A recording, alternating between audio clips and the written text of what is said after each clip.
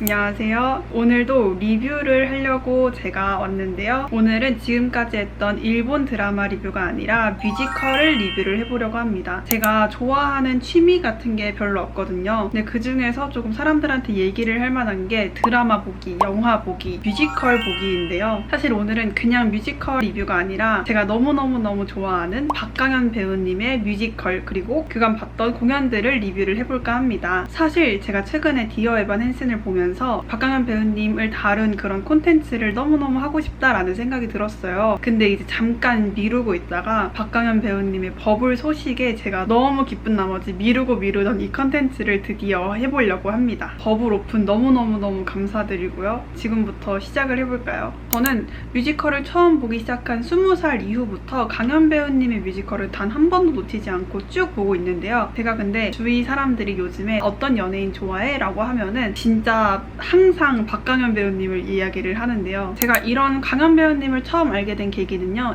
2018년 웃는 남자 초연 때입니다. 제가 그 전까지 뮤지컬에 아예 관심이 없다가 박효신 대장님 있잖아요. 점점 대장님의 팬이 되면서 자연스럽게 그때 박효신 대장님께서 하고 계셨던 웃는 남자에 관심을 갖게 됐습니다. 그때 웃는 남자에는 박효신 배우님과 박강현 배우님 그리고 수호 배우님 이렇게 3명이 트리플 캐스팅이 되어가지고 주연을 맡고 계셨는데요. 근데 저는 그때 제주도에 살고 있는 그냥 제주도 섬 소녀였단 말이에요. 제주도에서는 뮤지컬 같은 거 보기가 특히 어렵거든요. 당시에 저는 학생이었고 돈도 없고 이랬으니까 뮤지컬을 보러 갈 순 없었고 그때부터 인터넷을 통해서 웃는 남자 넘버, 웃는 남자 줄거리 뭐 이런 걸 엄청 찾게 됐습니다. 그때 제가 보게 된 게 EMK에서 올려줬던 박강현 배우님과 민경아 배우님의 나무 위의 천사라는 넘버가 있어요. 나무 위의 천사라는 넘버를 듣고 너무 좋아가지고 등굣길, 하굣길, 뭐 학교에서 자기 전에 집에 와서 계속 들었던 기억이 납니다. 근데 이때는 제가 강현 배우님을 좋아하는 게 아니라 뮤지컬 자체에 관심을 갖게 된 첫 계기라고도 볼 수 있을 것 같아요. 그러다 언제 강현 배우님을 처음 봤냐면요. 2020년 제가 성인이 되던 해였습니다. 그때 웃는 남자 재연을 하게 됐습니다. 웃는 남자에 대해서 간략하게 소개를 해드리자면요. 2018년에 초연, 2020년에 재연, 2022년에 3년을 하였고 오는 2025년에 4연을 준비 중이라고 합니다. 웃는 남자는 빅토르 위고의 웃는 남자라는 책이 원작이고요. 웃는 남자에 대해서 간략하게 줄거리를 소개를 해드리자면요. 웃는 남자는 17세기 영국을 배경으로 하고 있습니다. 당시에는 콤프라치코스라는 악덕 집단이 있었는데요. 그 집단은 어린 아이들을 납치해와 입을 찢거나 몸을 변형하는 등의 행위를 통해서 아이들을 광대로 만드는 그런 집단이었습니다. 그들에 의해 몸이 변형된 아이들은요. 귀족의 장난감이나 놀잇감처럼 광대로 컸어야 됐는데요. 웃는 남자의 주인공인 그윈플랜도 그런 아이들 중에 한 명이었습니다. 콤프라치코스에 의해 입이 찢긴 채 성장을 해야 됐는데요. 그렇게 입이 찢겨진 채 버려진 그윈플랜을 약장수인 우르수스가 우연히 발견을 하게 됩니다. 인간을 혐오하던 약장수인 우르수스는 그런 그윈플랜을 발견하고 본인이 키우기로 결심을 하는데요. 그윈플랜뿐만 아니라 앞이 보이지 않는 어린 아이인 데아를 발견하고 그 여자아이도 함께 키우게 됩니다. 그는 그윈플랜과 데아의 이야기를 이용해서 극단을 꾸리게 되고 거기서 공연을 하던 그윈플랜은 결국 전국에서 가장 유명한 광대가 됩니다. 그윈플랜이라는 훌륭한 광대를 보러 온 여공작 조시아나가 있습니다. 그녀는 그윈플랜이 너무 마음에 들어서 막 마음을 흔들려고 하는데요. 지켜오던 본인의 삶도 있고 조시아나 공작이 흔드는 유혹도 있습니다. 딱 그런 고민의 갈림길에 섰던 그때 그에게 출생의 비밀이 있다는 사실을 알게 되는데요. 그는 알고 보니 아주 높은 귀족의 자식이었던 겁니다. 입이 찢어진 채로 광대들 앞에서 장난감처럼 춤을 춰야 했던 그윈플랜. 이제는 아주 높은 귀족의 신분으로 살아가야 되는데요. 이런 그윈플랜의 삶을 다룬 이야기가 웃는 남자의 전체적인 줄거리라고 할 수 있을 것 같습니다. 저는 2020년에 한 재연 때 강현 배우님을 처음 봤는데요. 사실 이게 제가 국내에서 본 첫 뮤지컬이에요. 그러다 보니 너무 떨리기도 했고 또 제주도에서 당일치기로 왔다 갔다 하느라 비행기가 놓치진 않을까 이런 우려가 있기도 했고 그래서 사실 뮤지컬이 제대로 눈에 들어오진 않았어요. 그렇게 초보 뮤지컬러로 웃는 남자의 재연을 보게 되고요. 2022년에 웃는 남자 3년을 보게 됩니다. 그때는 이제 뮤지컬에 많이 적응이 된 상태로 보러 갔기 때문에 되게 여유롭게 봤고요. 그 덕분인지 웃는 남자라는 그게 엄청 제가 빠져든 거예요. 제가 뮤지컬을 보러 갈 때마다 그때 제가 웃겼던 애드립이나 나만 알 수 있었던 특징들, 뭐 좋은 자리 이런 것들을 제가 블로그나 메모장에 적어두곤 하는데요. 제가 썼던 것들을 조금 이용을 하자면 말하자면 제가 웃는 남자에서 사실 제일 좋아했던 캐릭터는 바로 조시아나입니다. 조시아나는 여공적으로 태어나서 삶의 지루함, 따분함 이런 걸 느끼는데요. 그윈플랜을 보고 행복, 사랑, 새로움 뭐 이런 감정들을 느끼고요. 그리고 스스로의 행복을 찾기 위해서 엄청 울부짖어요. 그 극을 하는 동안에 다 가진 사람이 행복과 사랑을 갖지 못해서 너무 슬퍼하고 또 그거를 갖고자 울부짖는 그런 마음이 너무 저를 슬프게 했고 어느 마음으론 되게 감동까지 받았던 그런 기억이 있습니다. 스스로의 쾌락, 행복 이런 감정을 위해서 그녀에게는 한낱 광대일 뿐인 그웬플랜에게 유혹의 목소리를 내고 구애를 하는 조시아나와 세상에 환멸이 난 감정을 조시아나 앞에서 막 퍼붓는 그 그윈플랜의 구도가 너무 재밌었어요. 제가 웃는 남자라는 그게 정말 빠져들면서 깨닫게 된 거는요. 제가 웃는 남자가 사면을 보기 전까지만 해도 사회고발적인 이야기라고 생각을 했어요. 그런데 제가 사면을 보고 나서 느낀 건 이건 사회고발적인 얘기가 아니라 행복에 관한 뮤지컬이다 라는 걸 깨달았습니다. 사실 웃는 남자에서 나온 모든 캐릭터가 본인의 행복을 찾기 위해서 고민을 하고 힘들어하고 울부짖고 하는 거거든요. 볼 때마다 배우들의 감정이 굉장히 날서 있고요. 되게 날서 있는 감정들이 관객으로서 보기에 너무너무 몰입하게 만드는 요소로 작용을 했습니다. 그거를 또 가능케 하는 연기, 음악, 연출, 기획 다 너무 좋았습니다. 또 뮤지컬 하면 넘버 이야기를 안 할 수가 없잖아요. 제가 제일 좋아하는 넘버는 전부 다인데요. 그 중에 제가 항상 최애로 꼽는 넘버는 바로 궁전입니다. 이거는 EMK에서 올려준 버전이 있어요. 이수빈 대하 그리고 박강현 그윈플랜이 페어로 해서 부른 궁전이 있어요. 그 궁전에서 대하가 춤추는 법을 가르쳐달라고 하고 이제 그윈플랜이 본인 발 위에 몸을 맡겨 이래가지고 같이 이렇게 춤을 알려주는 그런 장면이 있는데 그 중에서 박강현 배우님의 춤추는 법 가르쳐줘 몸을 맡겨 그래 좋아 이런 게 있어요. 몸을 맡겨 그래 좋아. 근데 이게 제가 부르니까 진짜 되게 이상한데 몸을 맡겨 그래 할 때 그 살짝 얇아졌다가 다시 돌아오는 그 부분이 너무 솜사탕 같고요. 너무너무 좋고 진짜 몸 맡기고 싶은 알려줘 막 이렇게 돼요. 진짜 제가 말해놓고 진짜 오버하는 것 같긴 한데 그런 느낌을 받아서 너무 좋아요. 들으셨나요? 저작권에 걸리나? 저작권에 걸릴까요? 보죠? 몸을 맡겨 그래 좋아 이거 이게 너무 좋아요. 또 나무 위의 천사는 뭐 항상 좋았고 그럴까나 넌 내 삶의 전부를 좋아했는데 제가 4면 때 발견한 보석 같은 넘버는요. 내 삶을 살아가라 말도 안 돼 그리고 행복할 권리 이런 것들을 좋아합니다. 혹시 제 블로그에 리뷰를 보고 싶으신 분들 그때 막 애드립 같은 것도 살짝 적어놨거든요. 그래서 그런 거 보고 싶으신 분들은 제가 더보기란에 링크를 이렇게 달아 놓을게요. 구경 오세요. 근데 아까 말씀드렸듯이 웃는 남자 재연 때까지만 해도 뮤지컬 자체에 관심 많고 뭐 강현 배우님이 한 뮤지컬이어도 제대로 보지도 못하고 이랬다고 했잖아요. 근데 제가 강현 배우님한테 정말 사랑에 빠져버린 뮤지컬이 있습니다. 바로 모차르트입니다. 모차르트는 이미 너무 많은 분들이 아시고 계실 뮤지컬이라고 생각이 드는데요. 이거는 2010년에 초연을 한 이후로 2023년까지 무려 7연을 한 뮤지컬입니다. 저는 2020년 6연 때 공연을 보러 갔고요. 뮤지컬 제목만 들어도 알 수 있듯이 이거는 볼프강 모차르트의 인생을 그린 그런 뮤지컬이고요. 짧게 줄거리를 소개를 해드리자면요. 어렸을 적부터 천재라는 소리를 들으면서 자라온 볼프강 모차르트가 있습니다. 어렸을 적부터 귀족들 앞에서 피아노를 치고 이런 게 너무 당연했는데요. 그는 커가면서 점점 더 어려운 음악을 만들게 되고요. 이렇게 만들어진 음악은 사람들의 이해를 받지 못하게 되면서 점점 그는 사람들의 기억 속에서 잊혀지게 됩니다. 자유로운 음악가가 되고 싶었던 모차르트지만 그의 아버지는 자꾸 그에게 쉬운 노래를 만들라고 강요를 하고요. 그를 고용했던 콜로레도 주교는 자꾸만 그를 압박합니다. 결국 그런 삶에서 벗어나 유럽을 돌아다니면서 자유로운 삶과 자신의 음악을 위해 떠나지만요. 그가 그렇게 자유를 찾으면 찾을수록 그에게 소중한 사람들은 하나 둘씩 그를 떠나게 됩니다. 그의 천재적인 재능으로 그는 계속해서 음악을 해나가지만 그가 살고자 하는 삶과 운명은 자꾸만 그를 힘들게 합니다. 그런 모차르트의 이야기를 담은 뮤지컬입니다.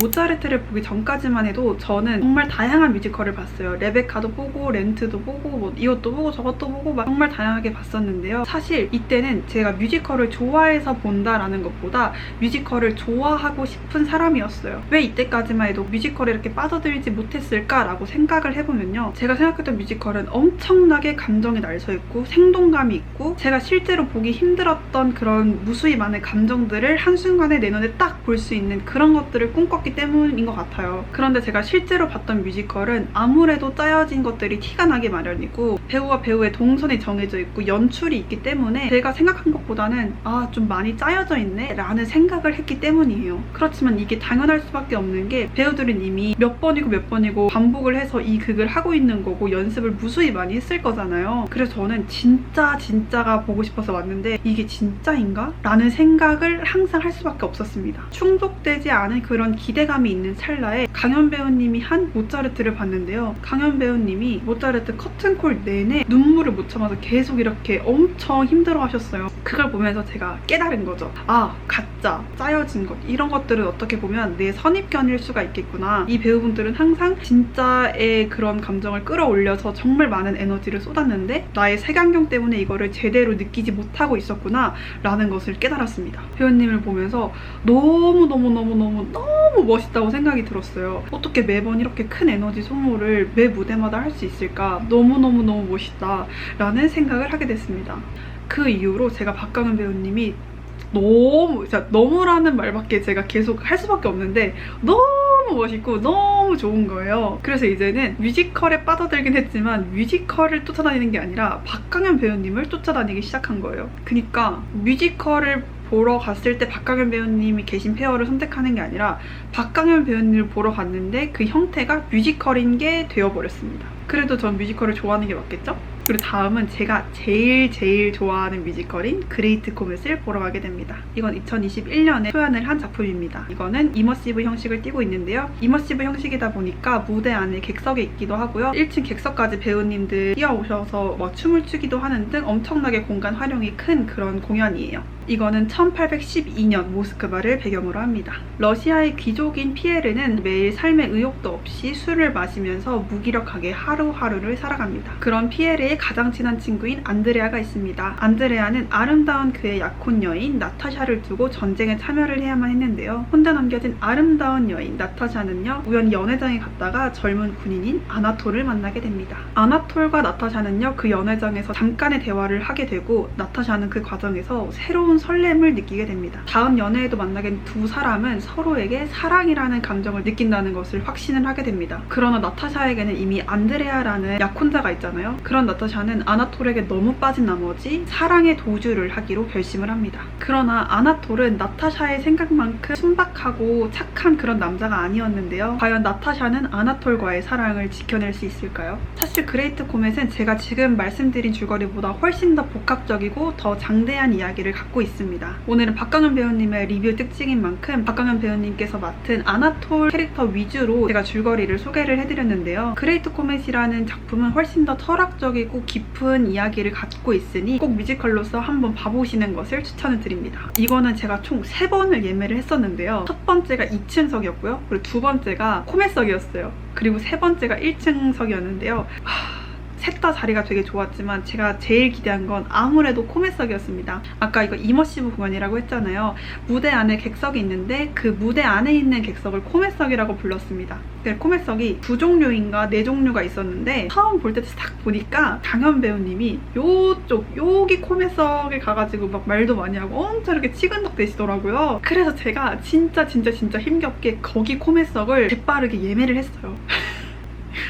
또 짜증나. 벌써 짜증나는데 제가 그거를 못 보러 갔어요. 왜냐? 그때는 코로나가 엄청 심했을 때예요. 그레이트 코멧을 보러 가는 그 당일날 제가 그때 기숙사에 살고 있는데 기숙사에서 확진자가 나온 거예요. 그래서 보건소 말고는 이제 왔다 갔다 할 수 없는 상황이 됐습니다. 네, 그래서 취소를 했고 무사히 전액 환불을 받았습니다. 너무 슬프죠? 이게 또 이머시브 공연이다 보니까 배우들과 관객들이 교감할 수 있는 그런 시간이 진짜 많아요. 박강현 배우님도 탁 나왔을 때 이렇게 막 안녕 손인사를 해주시는 그런 장면도 있어요. 그때 제가 보기에는 한 98% 박강현 배우님과 눈이 마주쳤습니다. 우측 블럭에 앉아있는데 강현 배우님께서 제 기준 오른쪽으로 이제 등장을 하시거든요. 제가 자연스럽게 이렇게 인사를 하다가 눈이 딱 마주쳤을 때 제가 강현 배우님이랑 눈 마주친 게 너무 부끄러운 거예요. 안 봤을 수도 있지만 너무 부끄러워서 제가 이렇게 했는데 이미 이렇게 한 사이에 강현 배우님은 떠나고 다른 분과 인사를 하고 있었습니다. 강현 배우님도 무대를 이렇게 뛰어다니시는데요. 강현 배우님뿐만 아니라 다른 배우님들이랑도 교감할 수 있는 시간이 굉장히 많아요. 그러다 보니까 전 이 공연이 특히나 더 재밌게 느껴졌고 또 코로나 때 이걸 했다는 게 너무 아쉽게 느껴졌습니다. 그레이트 코멧 재연 때 강현 배우님 계시면 너무 좋겠다라는 생각을 했는데 아쉽게도 없더라고요. 저도 마스크를 벗고 이제 제대로 즐기고 싶은 마음이 너무나도 굴뚝 같기 때문에 다음에라도 그레이트 코멧 3년 때나 4년 때 기회가 분들가 계시다면 강현 배우님께서 꼭 아나토를 다시 해주셨으면 합니다. 정말 피에르 말고 아나톨을 꼭 해주셨으면 하는데요. 그 이유가 아나톨이 나 엄청 섹시해, 나 엄청 짱이야, 이렇게 이런 나르시스트예요. 그러면서 살짝 그 날티끼를 연기를 했어야 됐는데 그 날티 강연이 너무 귀했습니다. 한 번 더 그런 날티스러움을 보고 싶기 때문에 꼭 아나톨로 복귀를 해주셨으면 하는 저의 작은 소망이 있습니다. 이건 또 재밌게 하는 그런 뮤지컬이다 보니까 애드립이 장난이 아니었는데요. 극 중에 발라가라는 넘버가 있어요. 발라가라는 넘버는 배우들이 엄청 뛰어다니면서 하는 그런 넘버인데요. 그러다 보니까 발라가가 끝나면 배우들이 엄청 힘들어합니다. 그 힘들어할 때 아나톨이 발라가는 러시아 뭐 전통 음악이야 이렇게 하면서 소개를 해주면서 잠깐 쉬어가는 그 타임이 있어요. 딱 이제 그때 돌로코프가 너무 힘들었나봐요. 조금 더 쉬고 싶었는지 그때 시간아 멈춰라 뭐 이런 걸 딱 불러요. 근데 이제 그때 강현 배우님께서 너 러시아 사람 아니지? 이렇게 하는데 그게 너무 웃겨서 관객들도 다 엄청 터졌어요. 이제 그러고 조금 있다가 강현 배우님께서 보드카통에 물을 담아오셨나봐요. 극 중에서 물을 마시면 안 되니까 보드카통을 꺼내면서 이거 보드카야 이러고 딱 마시려고 하는데 근데 그 돌로코프가 야 그거 삼다수잖아 이렇게 해버립니다. 그래서 강현 배우님이 이렇게 터질 뻔했던 그런 기억이 있고 그래서 제가 너무너무 웃겼던 기억이 있습니다. 자 그리고 그 다음으로 넘어오게 되면요. 뮤지컬 하데스타운이 있습니다. 하데스타운은 2021년에 초연을 했고요. 줄거리를 짧게 소개를 해드리자면요. 아주 추운 날씨에 혼자 떠도는 아우르디케가 있습니다. 그런 그녀한테 첫눈에 반한 오르페우스는요. 그녀한테 청혼을 하는데요. 추운 날씨에 가난하게 살기 싫었던 아우르디케는 가진 것 없이 노래만 부르는 오르페우스의 청혼에 약간 망설이게 되는데요. 그때 오르페우스가 만든 노래가 꽃을 피워내는 것을 보고 그와의 결혼을 결심합니다. 오르페우스가 만든 노래는 지하세계의 왕인 하데스와 봄의 여신이자 생명을 불어넣을 수 있는 페르세포네가 서로 사랑할 때 불렀던 노래인데요. 그런 페르세포네는 자신의 남편을 따라 지하세계에 들어가 있기 때문에 지상은 조금 더 혹독하고 추운 겨울이 지속이 됩니다. 춥고 가난한 이 나날들을 어떻게 이겨낼지 고민하는 에우리디케와는 다르게 오르페우스는 생명을 피워낼 수 있는 사랑의 노래에만 집착을 합니다. 에우리디케는 배고픔을 참지 못하고 살아남기 위해서 하데스타운에 들어가게 됩니다. 하데스타운에 들어가게 되면 굶을 일도 없고 춥지도 않지만 자아를 잃고 기계처럼 노동만 해야 되는 그런 공간입니다. 에우리디케가 그곳에 들어가게 된 걸 알게 된 오르페우스는 너무 후회를 하며 그녀를 찾기 위해 하데스타운에 들어가게 됩니다. 이것이 하데스타운의 짧은 줄거리라고 할 수 있을 것 같습니다. 이거는 뒤로 갈수록 감정적이고 드라마적인 요소가 많은 그런 극이기 때문에 실제로 보시면 너무 좋을 것 같은 그런 극입니다. 이건 지금 재연을 하고 있으니까 혹시 관심이 생긴 분들이나 망설이고 계신 분들이 계시다면 꼭 보는 것을 추천을 드립니다. 아직 저는 재연을 보지 않았지만 8월에 예매를 해서 그걸 보러 갈 예정입니다. 제가 초연 때 봤던 하데스타운은 LG 아트센터였는데요. LG 아트센터는 제가 느끼기엔 조금 공간이 작다라고 느꼈었습니다. 아마 무대가 조금 작아서 그렇게 느꼈던 것 같은데요. 근데 그 공간을 정말 잘 활용했다고 느꼈던 그런 뮤지컬입니다. 그 오피석이 무대 앞이 아니라 무대 안에 같이 들어가 있기 때문에 관객들이 오피석까지 앉을 수 있게 되었었고요. 그러다 보니까 무대와 객석의 거리가 진짜 좁다고 느껴집니다. 또 이때 제가 할 말이 있습니다. 저는 이제 앞자리에 앉았으니까 그레이트 코메 때처럼 강현 배우님과 눈을 마주칠 수 있겠지? 그런 생각으로 딱 갔는데 강현 배우님께서 이제 앞쪽이면 앞쪽일수록 안 봐주시더라고요. 아무래도 뮤지컬이 좀 이렇게 멀리 봐야 전달하는 것 같은 느낌이 들긴 하는데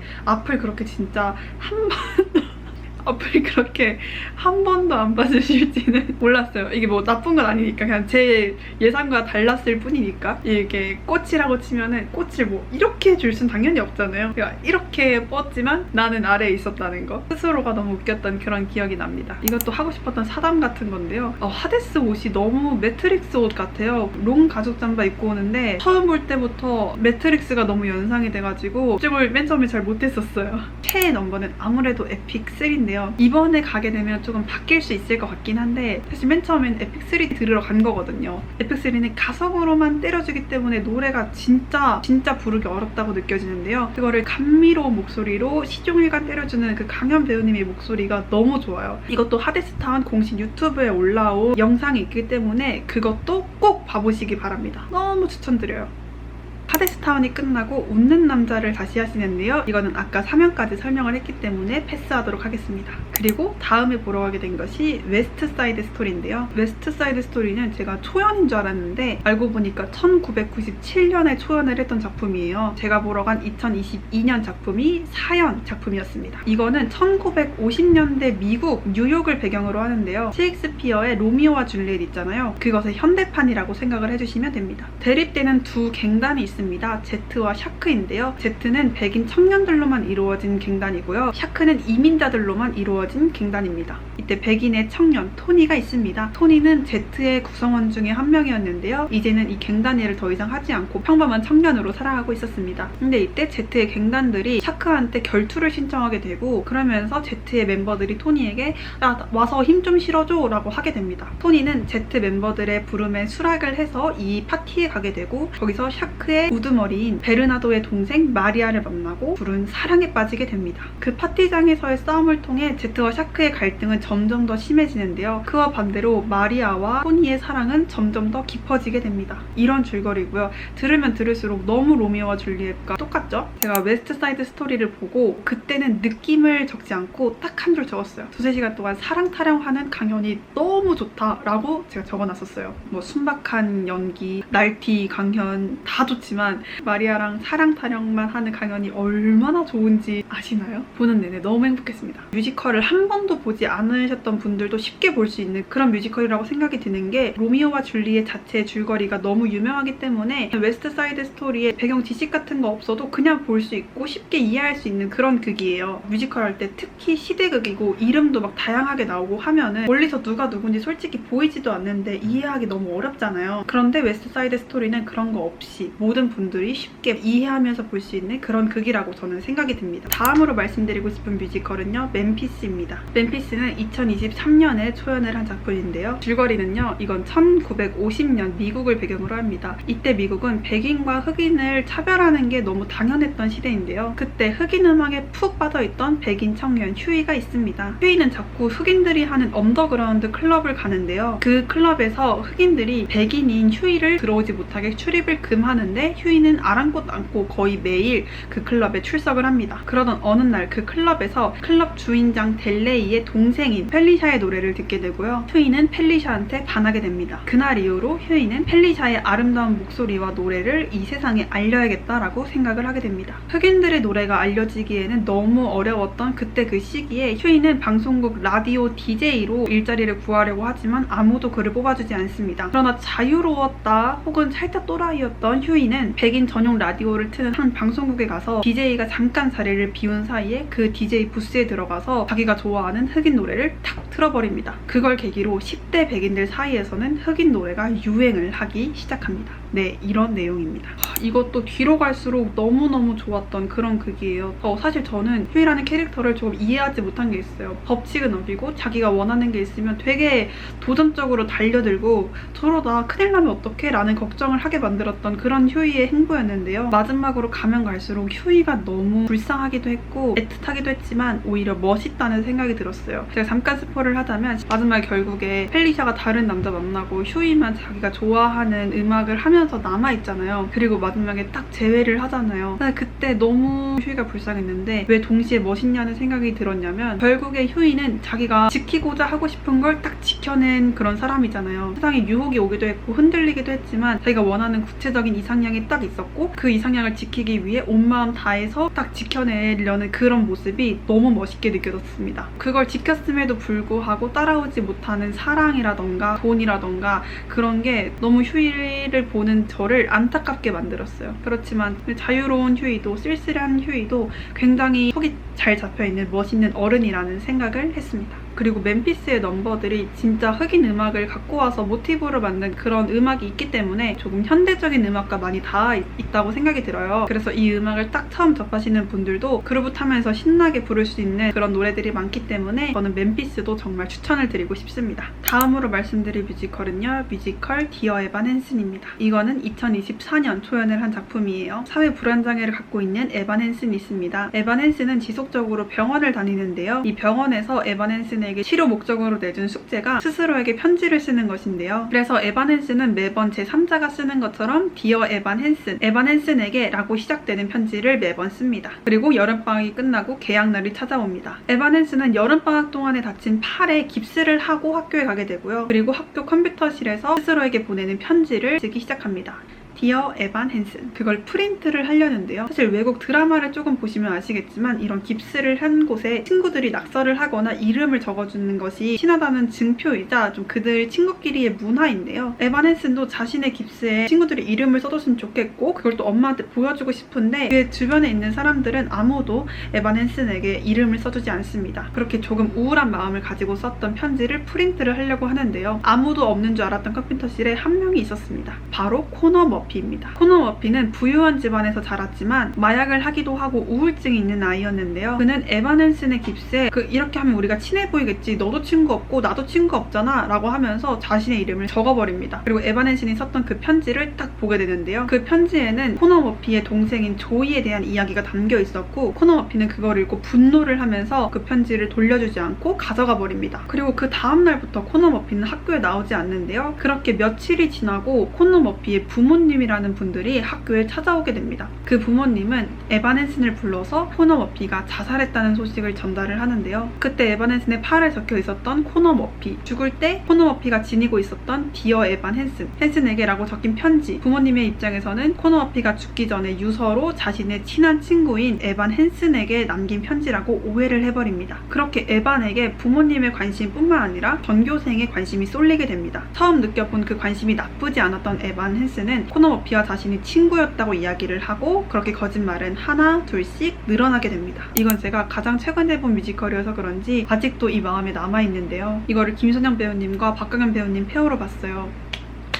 진짜 김선영 배우님을 보고 제가 엄청 울었습니다. 엄청 울었어요. 자신의 아들이 얼마나 힘들었는지 그거를 또 몰라줬을 때 내가 엄마로서 어떤 마음을 느낄 것 같아요. 너무너무 슬프잖아요. 그러니까 엄청 쏟아내시면서 그걸 연기를 해 나가시는데 이건 진짜 이름 바꿔야 돼요. 디어 에반 헨슨이 아니라 디어 에반 헨슨스 맘. 에반 헨슨이 거짓말한 걸 알게 되고 다른 사람들 다 엄청 손가락질 하는데 엄마만 미안하다고 하잖아요. 오페라 글라스 이렇게 보고 있잖아요. 오페라 글라스를 제가 뗄 수가 없었어요. 여기까지 다 눈물이니까. 이거를 볼 때 너무 슬퍼서 운 것도 있지만 위로를 받아서 울었어요. 그저 슬프기만 한 그게 아니라 따뜻하고 위로가 있고 감동적인 그런 이야기를 담은 뮤지컬이에요. 전달하고자 하는 메시지나 주제가 아주 명확하기 때문에 이걸 보시는 분들은 헷갈릴 일이 별로 없을 거예요. 현대 사회의 이야기랑 되게 비슷한 점이 많다고 느꼈거든요. 디어 에반 헨슨은 그냥 이 사회를 살아가는 사람의 일원으로서 정말 추천드리는 그런 극입니다. 괜찮은데 위로가 필요하지 않은데 라고 생각하셨던 분들도 이걸 보면 자연스럽게 나도 에반 헨슨처럼 저런 모습이 나한테도 있었지. 아, 에반 헨슨을 비난하는 저 사람들 중에 한 사람도 나였을 수도 있겠다 라는 생각이 들었던 그런 극입니다. 그리고 오페라 글라스를 제가 빌렸다고 했잖아요. 오페라 글라스를 빌리세요, 여러분. 배우의 표정 연기나 디테일들을 다 볼 수 있으니까, 자세히 잘 볼 수 있으니까 더 이입이 많이 돼요. 정말 몰입할 수밖에 없는 연기력들을 가졌습니다, 그 배우분들이. 그래서